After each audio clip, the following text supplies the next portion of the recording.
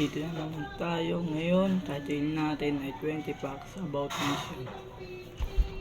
Yung maingay, pabayaan mo yung ako si Chris Joshua Gasta, isang estudyante mula sa Manila High School. 13 na ako magkakapatid, ako yung bunso. Ako ay 15 na magki-16.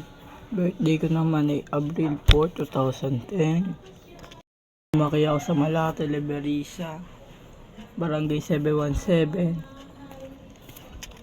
Natuto lang ako gumala, lumabas-labas mga 8 na taong gulang na ako. Hindi sa labas ng bahay kundi sa labas, saan napupunta. Then doon, naipaulit-ulit, dami mo nakilala at saan lugar. Madalas sa ulit pumasok, minsan maaga, minsan sa mood magmaga papasok, importante. Pero pag hindi, naglaga papasok, tapos mahilig ako maglaro. Depende sa mood. Minsan hilig ko mag-code, minsan hilig ko mag-ML.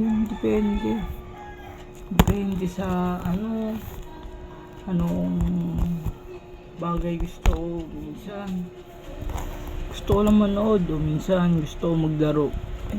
Wala kasi kami per subject. Minsan din po pasok yung math teacher namin. Kaya di maganda pumasok ng maaga. Wala ang gagawin. Isa din kaya ako late.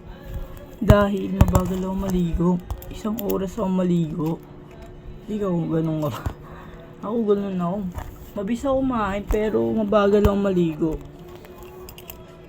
1 oras. Ewan ko. Sarap. Lalo na pag may kanta. Yun. Sarap nun. Ang subject, Filipinos. Sino ba may ayaw sa Pilipino? Dali-dali. Tapos, ang ganda ba? Then, ayaw ng subject, science. Minsan gusto siya. Depende sa nagtuturo yan. Pangalawang paborito sa TLE. Kasi TLE kasi madami kang malalaman tungkol sa mga gawain bahay, sa bugnutin ng tao. Ayun, taong mabagay.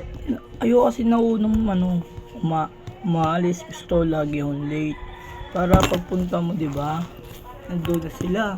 Wala nang antay, wala nang cheche-bureche, diretso alis.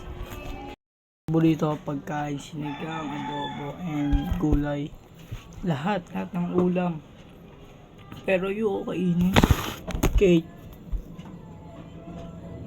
cupcake, lahat. Di ako mahilig sa matamis. And doon, nakayo kumain ng atay. Ayoko nun kahit di ako makain ng atay. Lalo pinakayo ko atay tas cake.